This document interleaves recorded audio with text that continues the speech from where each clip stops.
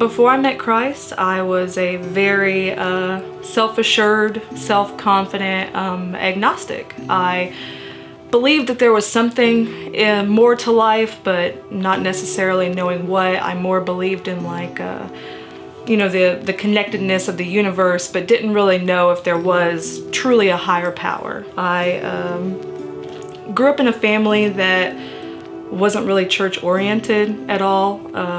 We didn't go to church on Sundays, we didn't pray together, we didn't talk about God. It wasn't really like a part of our lives. And when I was a teenager, I kind of fell in with a bad crowd. It was really normal in the small town that I grew up in for people to use drugs and to drink regularly, and I was one of them. Basically, it was like a coping mechanism. I pretty much stayed numb.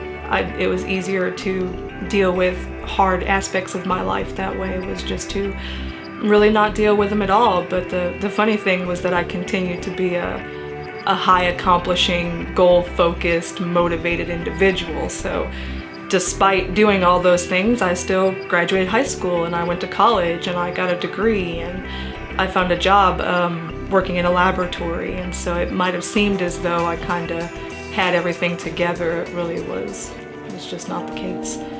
I found God when actually he found me. I experienced some real heartache with somebody very close to me, and in that time of my life, the only thing that I could think to do was pray. There was a moment where I wasn't able to fall back on myself. I wasn't able to stand on my own laurels and make the decisions of what needed to happen next. And so I had a really vulnerable moment, and I just really, cried out for help, and he answered. He answered in a very real and tangible way in my life, and it was really awesome.